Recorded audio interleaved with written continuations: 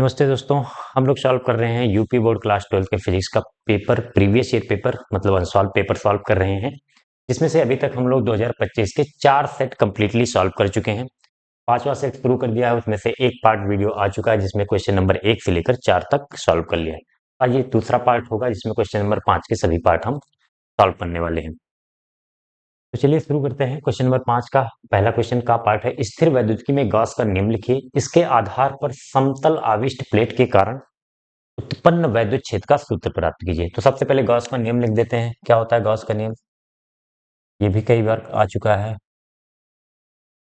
Gauss का नियम क्या होता है? गॉस ने क्या बताया, पहले समझा देता हूँ, फिर स्टेटमेंट लिख लेना अपने आप, या फिर मैं बोल दूंगा फिर लिख लेना। जैसे मान लो कोई बंद पृष्ठ है, कोई भी आकार हो, और उसके अंदर आवेश है एक क्यू। तो इस आवेश से अगर धन आवेश है तो बाहर की तरफ ऐसे वैद्युत क्षेत्र रेखाएं बाहर की तरफ निकलेंगी। ये पूरा बंद पृष्ठ मतलब 3D है, ऐसे समझना, पूरा 3D, ऐसे कोई एक सर्कल नहीं है, वायर नहीं है, ये पूरा बंद है फुटबॉल की तरह। ठीक है। तो अब इससे वैद्युत क्षेत्र निकलेंगे और उसका पृष्ठ का कुछ क्षेत्रफल होगा। जब किसी क्षेत्रफल से वैद्युत क्षेत्र रेखाएं निकलती है तो वहां पे वैद्युत फ्लक्स बनता है। तो वो टोटल वैद्युत फ्लक्स कितना होगा ये डायरेक्ट बताया गॉस ने। उन्होंने बताया किसी बंद पृष्ठ से होकर गुजरने वाला कुल नेट फ्लक्स पाई बराबर उसके अंदर आवेश का 1/एप्सिलॉन नॉट गुना होता है। 1/एप्सिलॉन नॉट लिखो ना, अंदर आवेश का 1/एप्सिलॉन नॉट गुना होता है।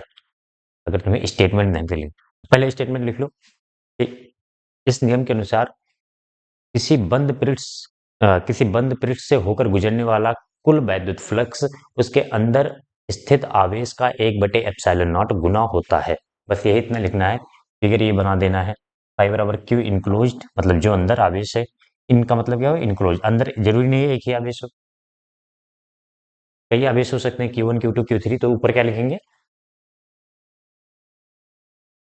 क्या लिखेंगे हम, सभी आवेशों को जोड़कर लिख देंगे। अगर प्लस और माइनस करके है तो प्लस माइनस सब चिन्ह के साथ रख देंगे। जैसे अगर एक प्लस क्यू है दूसरा माइनस टू क्यू है तो plus q minus two q minus q आ जाएगा ऊपर। ठीक है। तो ये पहले नियम लिख देना है, फिर जो दूसरा पार्ट है इसका वो करते हैं। इसको आप चाहो तो नोट कर लो और दूसरा पार्ट शुरू कर।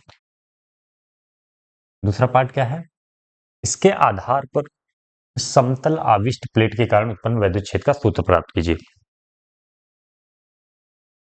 आविष्ट प्लेट का मतलब आवेशित प्लेट। किया होगा ये सबने स्कूल में। तो एक आवेशित प्लेट लेते हैं हम। ये दरअसल इसमें एक वर्ड मिसिंग है, अनंत आवेशित प्लेट। अनंत लंबाई का मतलब इसकी लंबाई चौड़ाई थोड़ी सी बड़ी होनी चाहिए। और एक हम धन आवेश मान लेते हैं इस पर, और ये बहुत अनंत लंबाई के लिए हम करते हैं।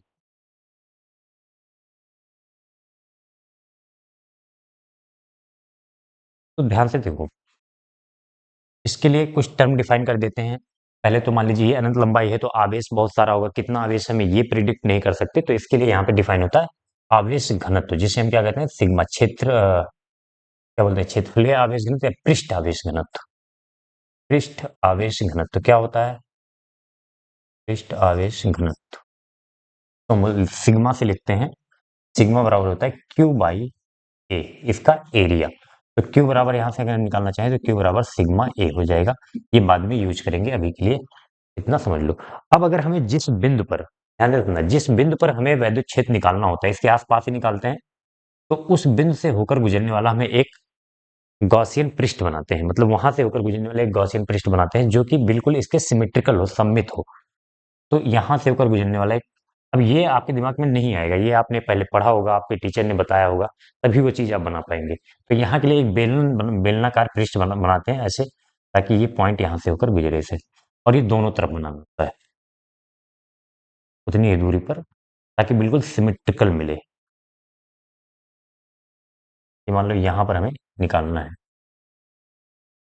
अब क्या होता है कि ये अनंत लंबाई होने के कारण जो इसका वैद्युत क्षेत्र होता है वो बिल्कुल इसके लंबवत बाहर की तरफ या फिर इधर की तरफ होगा। इधर की तरफ होगा कुछ, इधर की तरफ ही। और इसका क्षेत्रफल ध्यान से देखो कुछ ऐसे है, तो इसका क्षेत्रफल सदिश भी इसी दिशा में हो जाएगा, ई और ए। यहाँ पे देखोगे तो इसका वैद्युत क्षेत्र इस डायरेक्शन में आएगा, ये वैद्युत क्षेत्र, और क्षेत्रफल भी इसी दिशा में आएगा बाहर की तरफ। ये ठीक है। ये जो कर्व वाला पृष्ठ है, बेलनाकार जो पृष्ठ है, इससे तो कोई फ्लक्स नहीं बनेगा। क्यों नहीं बनेगा? क्योंकि यहाँ से जो वैद्युत क्षेत्र रेखाएं देखो इसको समांतर हो जाएंगी, तो वहां पे एंगल कितना हो जाएगा? जब वैद्युत जब कोई वैद्युत क्षेत्र रेखा जैसे मान लो यहाँ से ऐसे वैद्युत क्षेत्र जा रही है, तो एक तो इधर से वैद्युत क्षेत्र निकल रही है, एक इधर से वैद्युत क्षेत्र, ऊपर थोड़ी ना कोई वैद्युत क्षेत्र निकल रही है, इसीलिए अनंत लंबाई लिया गया है, ताकि यहाँ पे जो सारी वैद्युत क्षेत्र रेखाएं हैं, वो बिल्कुल इस पृष्ठ के ऐसे पृष्ठ रेखा इसके लंबवत हो जाए।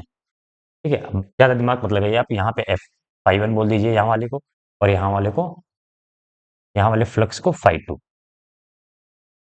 तो अभी एक निकाल लेंगे, देखो दोनों में सेम होगा, सेम दूरी पर लिया है, एक निकाल लेते हैं हम, उसका डबल कर देंगे।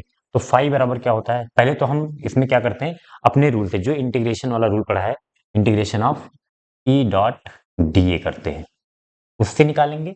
फिर गॉस के नियम लगाएंगे, गॉस के नियम से दोनों से फ्लक्स को बराबर कर देंगे, जो हम अपना फ्लक्स निकाल रहे हैं और जो गॉस के नियम से फ्लक्स क्यू बटे एप्सिलॉन नॉट करेंगे, वो दोनों को बराबर कर देंगे, हमें फार्मूला मिल जाएगा। बस यही कॉन्सेप्ट होता है इसमें, चाहे ठोस गोले का हो चाहे अनंत लंबाई के तार का हो। पहले हम ई डॉट डी ए से फ्लक्स कैलकुलेट करते हैं, फिर गॉस के नियम से फ्लक्स कैलकुलेट करते हैं और दोनों को बराबर कर देते हैं। इतना ही काम है, गॉस का नियम कहीं भी लगाना हो। तो क्या करेंगे हम, एंगल कितना है यहाँ पे, ई और डी ए के बीच में एक छोटा सा यहाँ पे हम क्षेत्रफल लेंगे, जो कि वैद्युत क्षेत्र ए है, और यहाँ पे डी ए लिख दो। तो ई डॉट डी ए क्या हो जाएगा, एंगल दोनों सेम डायरेक्शन में है तो एंगल जीरो हो जाता है। जब ई डी ए ओपन करते हैं, डॉट प्रोडक्ट ओपन करते हैं, तो कॉस थीटा आता है ना, कॉस जीरो। तो फाइव बराबर क्या होता है, कॉस जीरो की वैल्यू हो जाती है वन।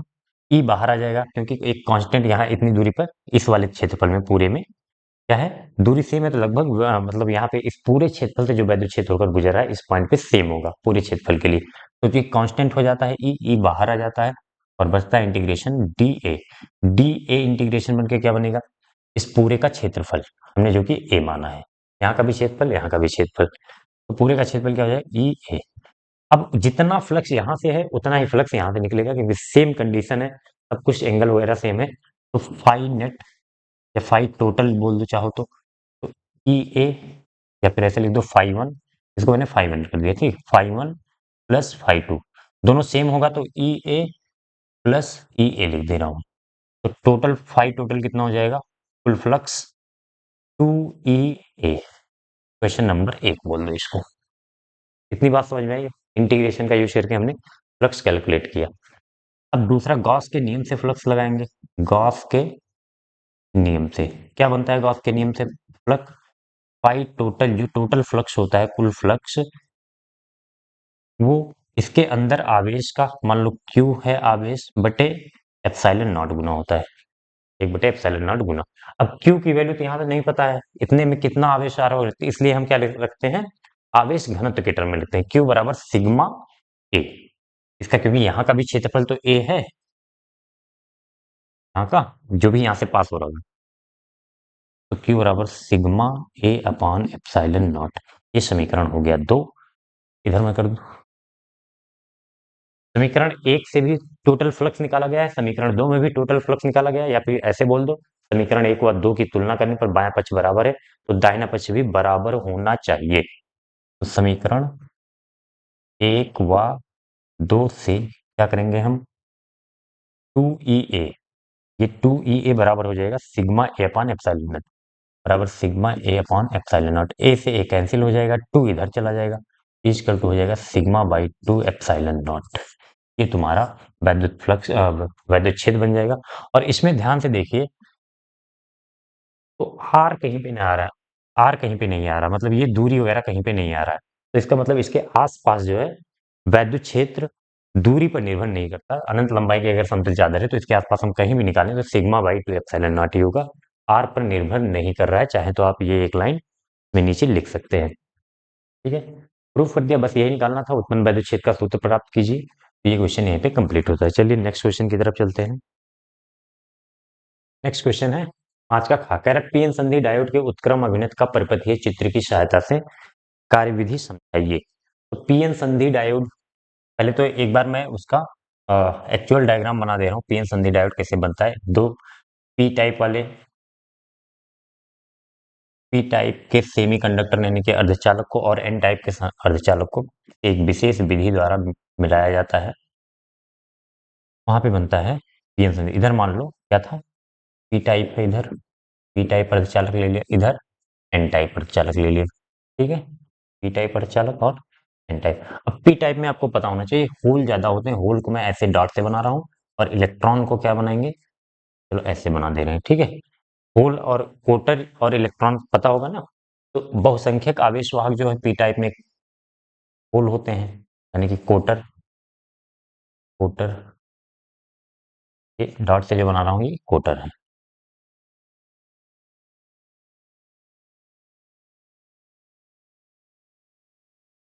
हम्म। और जो अल्पसंख्यक होते हैं वो इलेक्ट्रॉन होते हैं, कुछ इलेक्ट्रॉन भी बना देते हैं, कुछ इलेक्ट्रॉन भी बना दिए। और इसमें क्या होते हैं, इलेक्ट्रॉन ज्यादा होते हैं। एन टाइप में बहुसंख्यक आवेश वाहक इलेक्ट्रॉन होते हैं, और अल्पसंख्यक आवेश वाहक होते हैं कोटर। अभी मैं एक्चुअल डायग्राम भी बना दूंगा, पहले इसको समझने के लिए यहाँ पे थोड़ी सी हमें जरूरत पड़ेगी।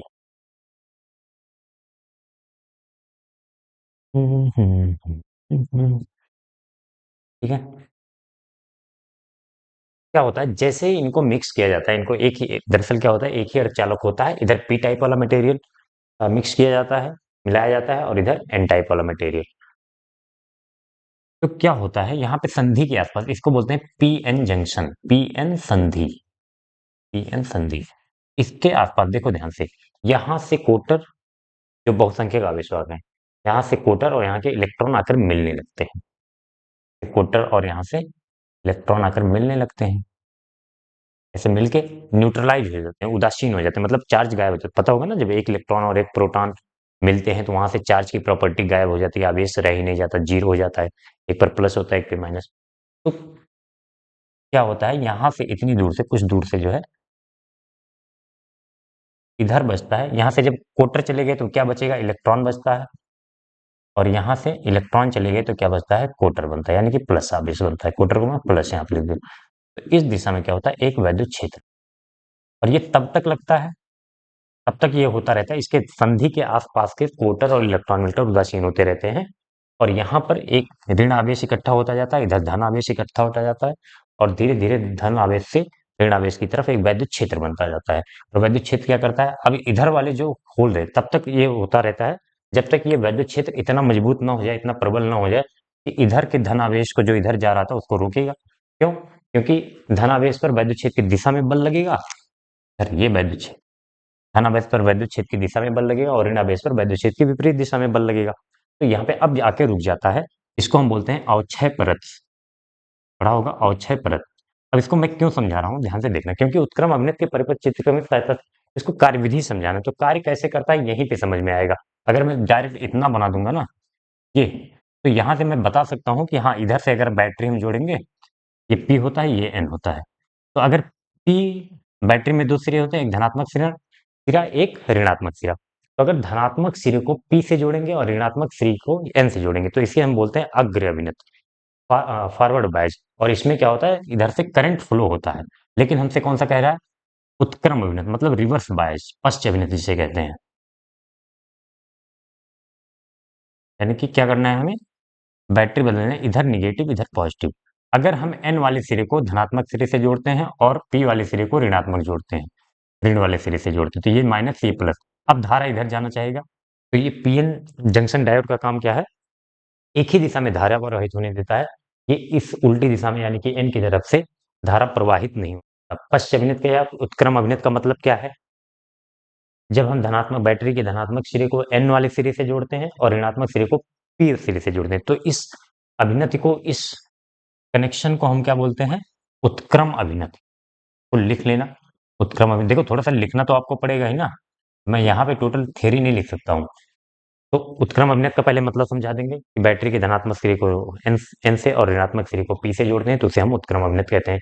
और इस अभिनति में धारा प्रवाहित नहीं होती है, धारा यहाँ पे कोई धारा प्रवाहित नहीं होती, ये इधर से इधर धारा प्रवाहित नहीं होने देता। यही तो काम है डायोड का, कि एक दिशा में धारा प्रवाहित होने दे, दूसरी दिशा से धारा ना प्रवाहित होने दे, इसीलिए डायोड थोड़ा सा स्पेशल बनता है।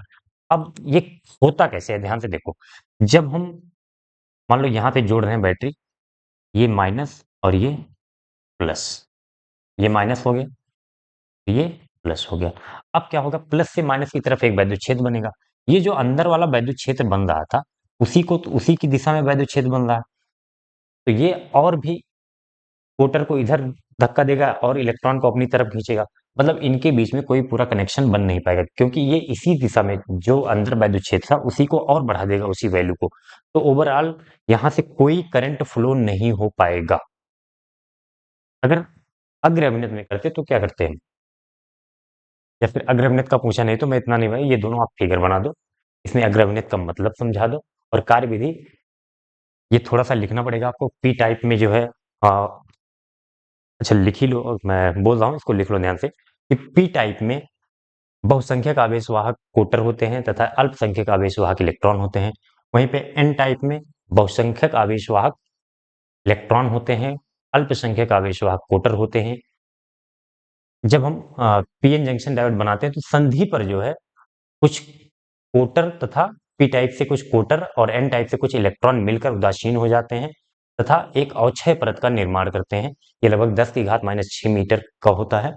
और फिर एन टाइप वाले साइड में धनावेश बचता है और पी टाइप वाले में ऋणावेश। क्यों? क्योंकि यहाँ वाले जो कोटर थे वो और यहाँ वाले इलेक्ट्रॉन मिलकर उदासीन हो गए, तो यहाँ क्या बचेंगे, जो अल्पसंख्यक थे इलेक्ट्रॉन, और यहाँ वाले बहुसंख्यक अल्पसंख्यक यहाँ पे कोटर थे तो कोटर बचेंगे। तो ओवरऑल धन से माइनस की तरफ एक वैद्युत क्षेत्र बन जाता है, जो कि और सभी कोटरों को और इलेक्ट्रॉनों को मिलने से रोकता है, उदासीन नहीं होने देता है।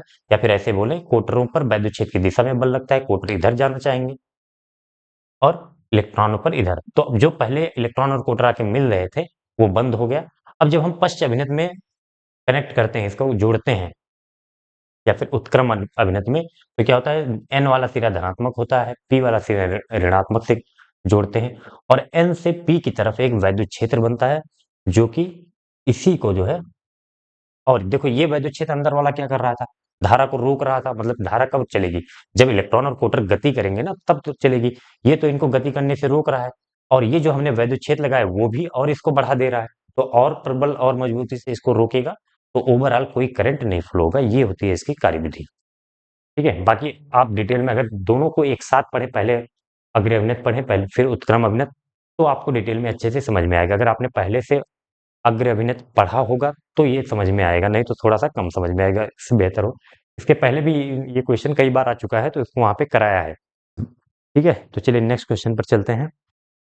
ये नेक्स्ट क्वेश्चन है, क्वेश्चन नंबर 5 का तीसरा वाला पार्ट है, प्रत्यावर्ती परिपथ में प्रतिबाधा एवं प्रतिघात प्रतिघात में क्या अंतर होता है। एलसीआर परिपथ में शक्ति गुणांक का सूत्र लिखिए।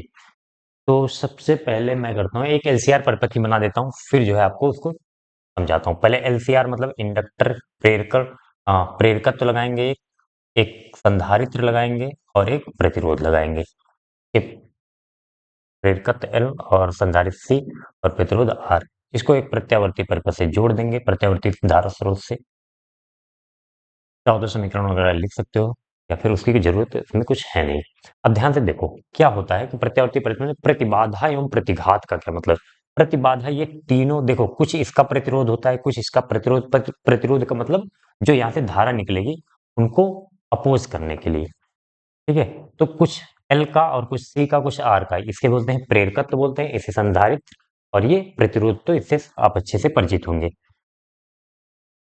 तो तीनों का मिला के जो ये अ, प्रतिरोध होता है, तीनों का मिला के जो अपोज करते हैं, जो विरोध करते हैं धारा का, उसे हम क्या बोलते हैं, प्रतिबाधा। इसको हम किससे लिखते हैं, जड़ से। ठीक है, भी निकालेंगे, वैल्यू भी निकाल देंगे इसकी कैसे होती है। तो और प्रतिघात क्या होता है, प्रतिघात ये भी एक तरह का प्रतिरोध ही है। दोनों देखो, दोनों विरोध करते हैं किसका, धारा का। या फिर लिखना चाहो तो लिख लो, प्रेरकत्व, प्रेरकत्व, संधारित्र, संधारित्र तथा प्रतिरोध, तथा प्रतिरोध मिलकर, मिलकर जो धारा का विरोध करते हैं, प्रत्यावर्ती धारा का यहाँ पे लिख लें। कौन सी धारा है, प्रत्यावर्ती परिपथ है तो प्रत्यावर्ती धारा ही होगा वैसे। प्रत्यावर्ती धारा का विरोध करते हैं, करते हैं किसी विरोध को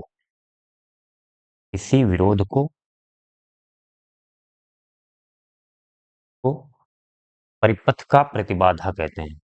परिपथ का परिपथ का प्रतिबाधा कहते हैं। प्रतिबाधा कहते, ठीक है, ये हो गया। अब प्रतिघात कहते हैं, प्रतिघात भी प्रतिरोध है, लेकिन ये प्रतिरोध के लिए नहीं डिफाइन होता है, ये प्रेरकत्व और संधारित्र के लिए डिफाइन होता है। क्यों? ये इसको लिख सकते हैं, ये सिर्फ ये, या फिर लिखो प्रतिघात, जो अ, जो डिवाइसेस, जो उपकरण ऊर्जा संचित करते हैं अपने अंदर ना, उनके लिए डिफाइन होता है प्रतिघात। तो यहाँ पे प्रेरकत्व भी ऊर्जा संचित करता है, हाफ एल आई स्क्वायर, और संधारित्र भी अपने अंदर ऊर्जा संचित करता है, जिसे हम हाफ सी वी स्क्वायर बोलते हैं, और इसका हाफ एल आई स्क्वायर। तो ये ऊर्जा संचित उपकरणों के लिए प्रतिघात ऊर्जा संचित करने वाले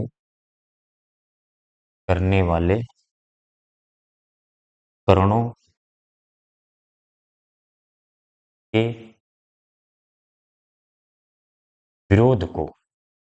विरोध को दर्शाता है। ऐसे लिख सकते हो आप, दर्शाता है। जड़ जो होता है प्रतिबाधा, वो सबके लिए होता है, और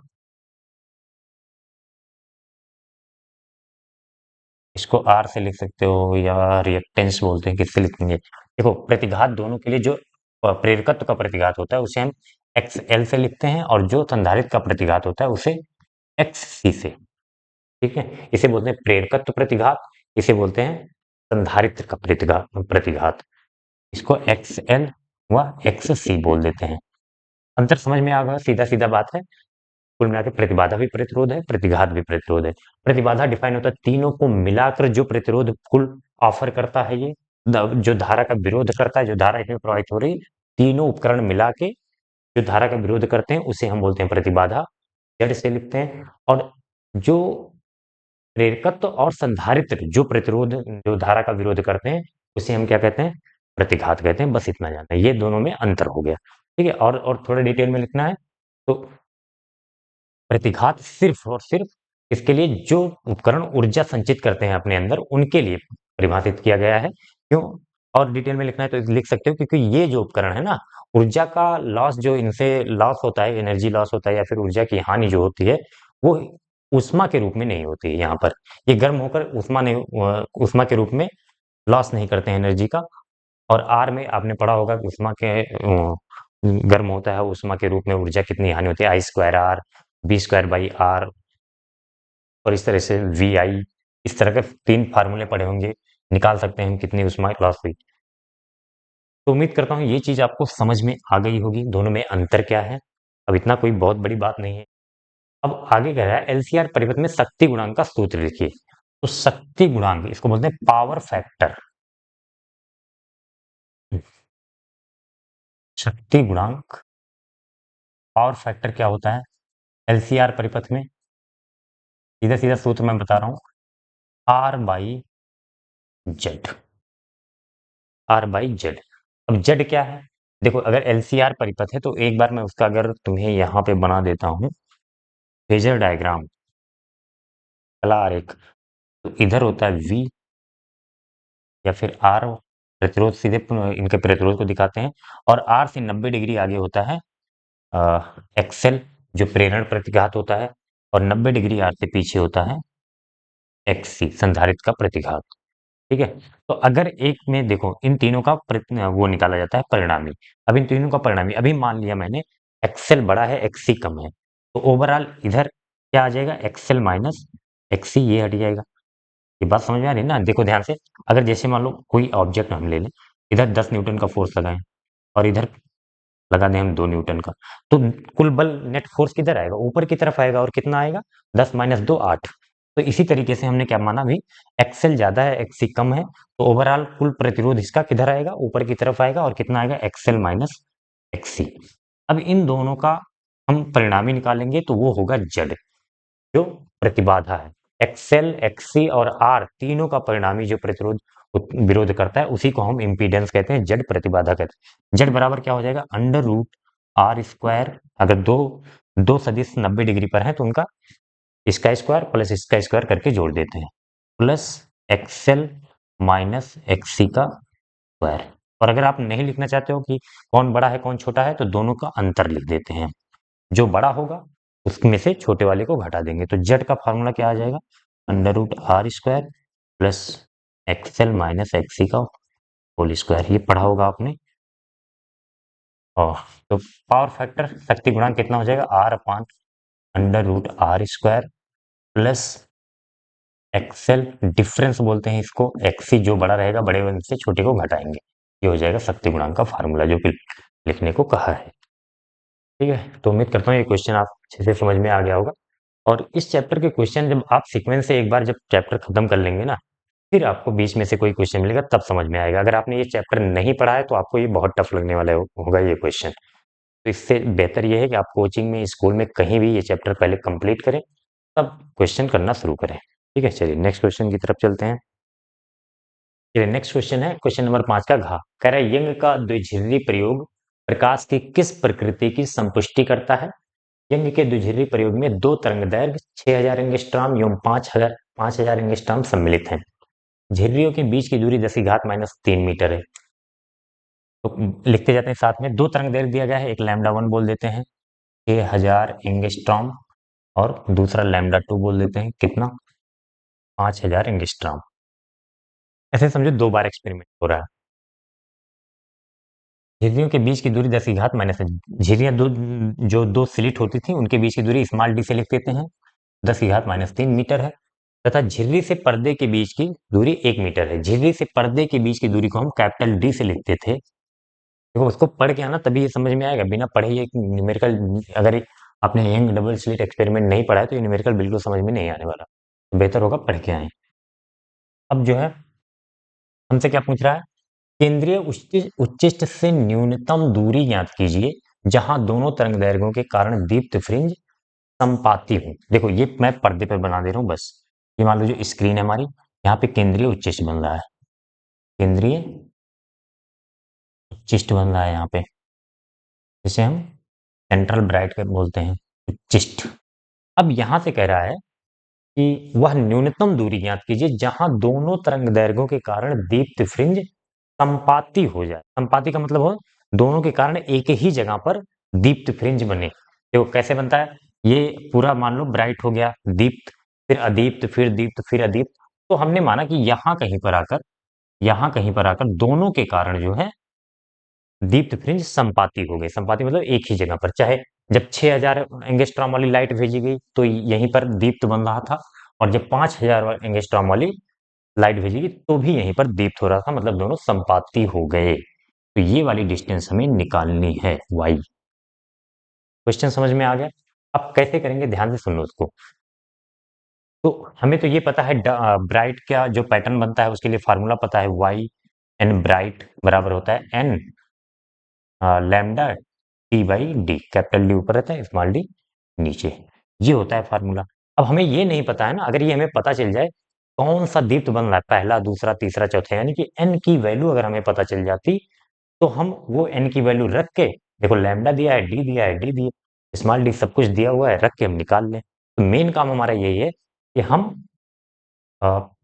एन की वैल्यू ज्ञात करिए, मतलब कौन सा दीप्त यहाँ पे बन रहा है। एनएथ ब्राइट हम बोलते हैं, एनएथ ब्राइट, एनएथ डार्क, तो ये कौन सा होगा यहाँ पे। ठीक है, जब 6000 वाले एंगस्ट्रॉम हम मान लेंगे कि 6000 वाले एंगस्ट्रॉम से कौन सा दीप्त N1वें ब्राइट पर, N1वें दीप्त पर संपाती हो रहा है, और 5000 एंगस्ट्रॉम वाले से N2वें दीप्त पर संपाती हो रहा है। बताओ ये सब मानना पड़ेगा कि अगर एक ही होता तो एन मान के हम कर देते, लेकिन यहाँ पे लिखो ध्यान से पूरा, माना 6000, या फिर लैम्डा 1 लिख दो। लैम्डा 1 प्रकाश से N1वें दीप्त दीप्त तथा लैम्डा 2 प्रकाश से N2वें दीप्त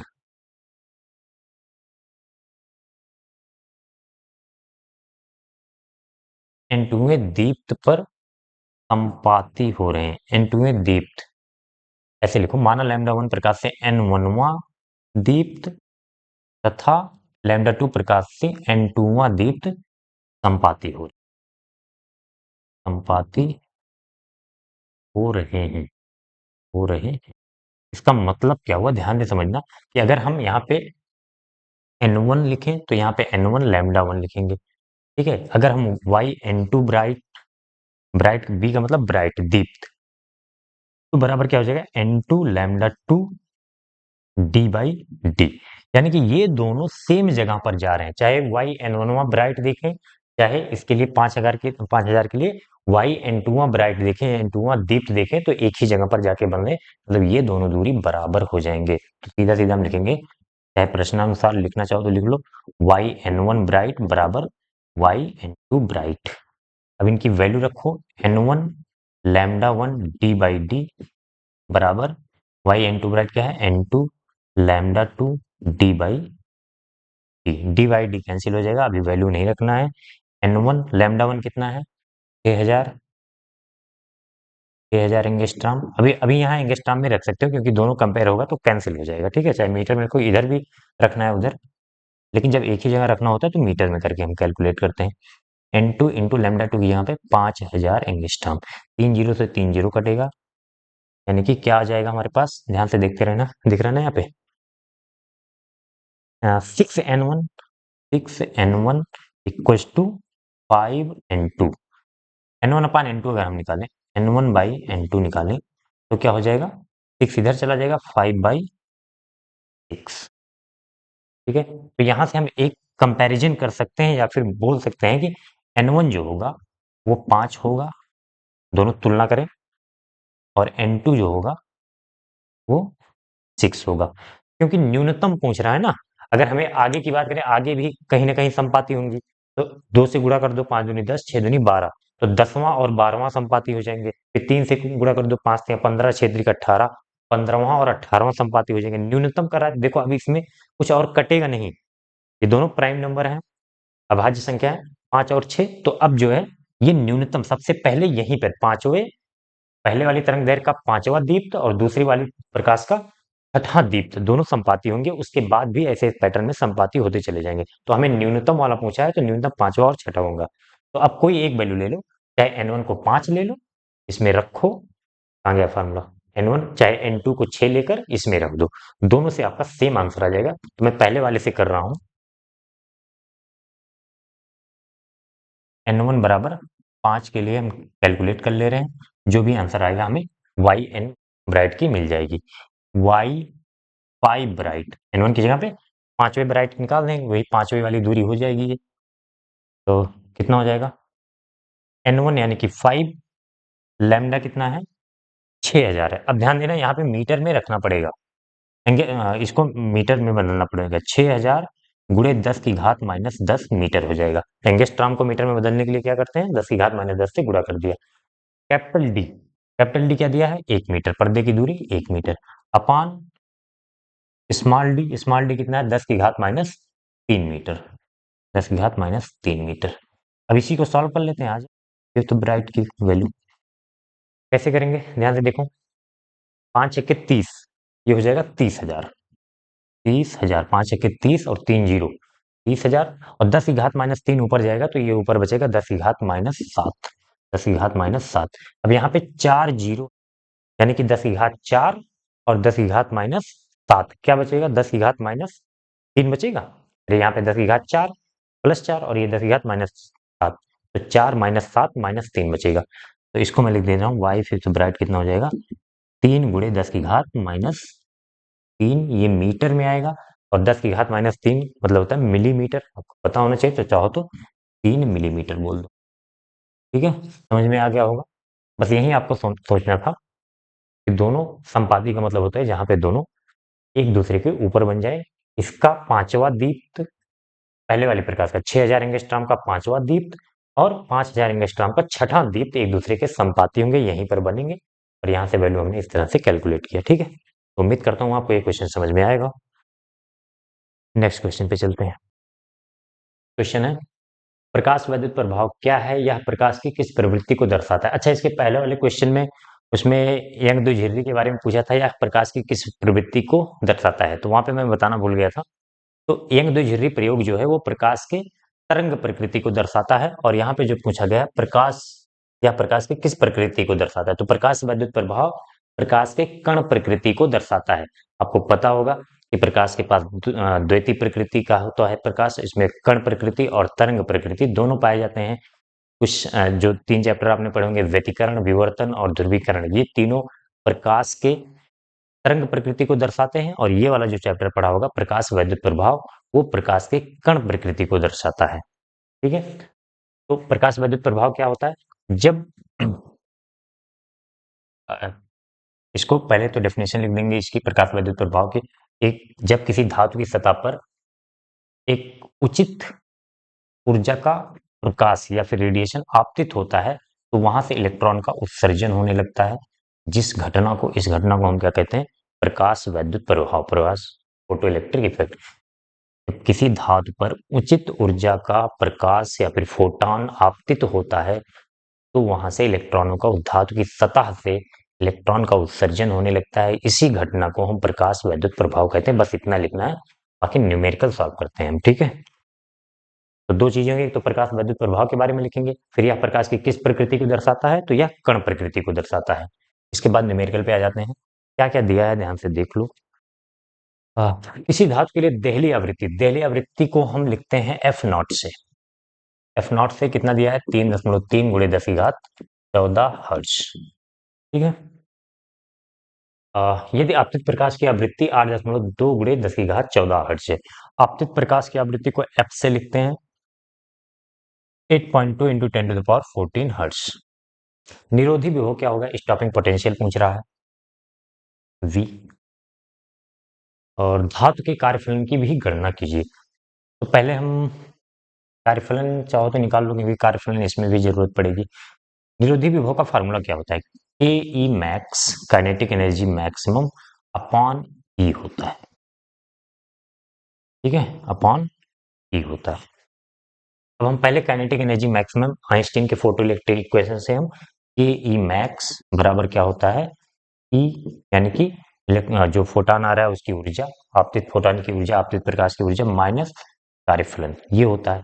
यहां से ये सॉल्व करके हम काइनेटिक एनर्जी निकालेंगे, फिर इस फार्मूले में रखेंगे, ई से डिवाइड करेंगे, तो जो है, या फिर इसको हम क्या कर सकते हैं? अच्छा, ई का वैल्यू, ई की वैल्यू क्या हो जाती है? एच एफ नॉट, अगर सॉरी एच एफ हो जाएगा। अगर आवृत्ति दिया है तो ई को हम एच एफ लिखते हैं, और अगर तरंगदैर्घ्य दिया होता तो ऊर्जा कितनी होती है? S C by lambda. तो यहाँ पे अगला स्टेप हम लिखेंगे के E max equal to H F minus धातु के कार्यफलन। अगर देहली आवृत्ति दी गई है तो कार्यफलन होता है देहली आवृत्ति के टर्म में एच एफ नॉट। ठीक है, अब पूरा डेरिवेशन मैं करने नहीं जाऊंगा, तो आपको फार्मूले कुछ इस चैप्टर में छोटे छोटे फार्मूले याद रखने होते हैं। H F minus H F not. ठीक है, यहां से आप कॉमन ले लो, के मैक्स बराबर एच कॉमन ले लो, एफ माइनस एफ नॉट। के ई मैक्स बराबर क्या हो जाएगा?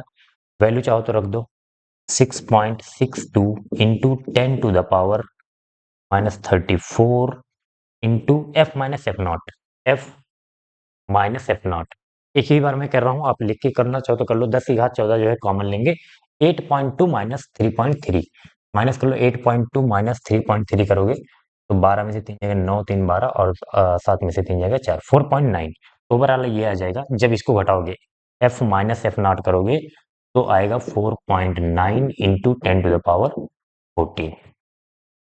ठीक है, 10 की घात 14 कॉमन ले लेंगे, 8 माइनस 2 माइनस 3.3 ये बचेगा, घटाओगे 4.9 आ जाएगा। अब इसको अभी सॉल्व मत करो, ई की वैल्यू रख के तब सॉल्व करेंगे। हम डायरेक्ट स्टॉपिंग पोटेंशियल के लिए सॉल्व करते हैं, तो वी बराबर हो जाएगा के ई मैक्स अपॉन ई। तो वी बराबर के ई मैक्स ये आया है 6.62 into 10 to the power minus 34 into 4.9 into 10 to the power 14 upon E की वैल्यू होती है 1.6 into 10 to the power minus 90। एक अंक पे यहाँ दशमलव है, एक अंक पे यहाँ। 16 3 48, 49 हो गया ना, ये 16 3 48, ये 16 हो गया, ये 49 हो गया, तो 16 3 48, एक बचा है तो दशमलव लगाएंगे, एक जीरो बढ़ाएंगे 10 हो जाएगा। आप नहीं कर पा रहे हो डायरेक्ट तो आप कहीं पे बगल में लिख के कर लो। तो 10 हो जाएगा, फिर भी नहीं जाएगा क्योंकि 16 है, 16 में 10 में 16 से नहीं जाएगा, फिर एक जीरो बढ़ाएंगे तो 100 हो जाएगा। 16 छक्के 96, 3.06 ही आ जाएगा। ठीक है, 10 की घात माइनस 19 ऊपर जाएगा तो 10 की घात प्लस 19 हो जाएगा। 14 और 19 कितना हो जाएगा? हाँ, 19 10 29 4 33, 10 की घात 33 और 10 की घात माइनस 34। ओवरऑल बचेगा 10 की घात माइनस एक। एक बार फिर से बोल रहा हूँ, 10 की घात माइनस 19 ऊपर जाएगा, 10 की घात प्लस 19 होगा, 19 और 14 33 हो जाएगा, और 10 की घात माइनस 34 प्लस 33 तो माइनस एक बचेगा, और ऊपर क्या बचेगा? v बराबर 6.62 इंटू 3.06 इंटू 10⁻⁻1। देख लो, इनको गुणा करना है, आप कैसे करोगे, लिख के ही करना पड़ेगा इतना बड़ा। तो कहाँ कर दें? इधर साइड में कर दें। 6.62 इंटू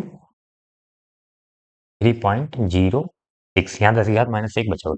6 दूनी 12 और 6 छक्के 36, एक 37, 6 छक्के 36, 3 39, जीरो से करोगे तो 3 बार जीरो लिख देंगे, 3 दूनी 6 और 3 छक्के 18, 3 छक्के 18 एक 19, 2 7 9 6 15 और 8 3 11 एक 12, 9 1 10, 1 1 2। 4 अंक पे दशमलव लगा दो, तो यहाँ एक अंक तक लिख दो या दो अंक तक, नहीं, हाँ 20, ये कितना आ जाएगा? 20.25, दो अंक तक लिख लेते हैं, इंटू 10⁻⁻1। 10⁻⁻1 का मतलब क्या हुआ? 10 से भाग कर देंगे, और 10 से भाग करेंगे तो दशमलव एक अंक बाएं तरफ आ जाएगा। बी बराबर 2.025 वोल्ट। ये आपका आ जाएगा स्टॉपिंग पोटेंशियल, जिसे हम बोलते हैं निरोधी विभव। ठीक है, ये कौन सा है? ये था निरोधी विभव, निकाल दिया हमने। स्टॉपिंग पोटेंशियल इसे कहते हैं। फार्मूले याद रखने पड़ेंगे आपको, नहीं तो अगर फार्मूले नहीं याद रखोगे तो अब मैं यहाँ पे डिटेल में समझाने लगूंगा तो बहुत बड़ी वीडियो बन जाती है, क्योंकि ये पूरा टॉपिक फिर पढ़ाना पड़ जाता है। ठीक है, अब अभी और कुछ बचा हुआ है इसमें, इसको रफ कर दे मैं थोड़ा सा।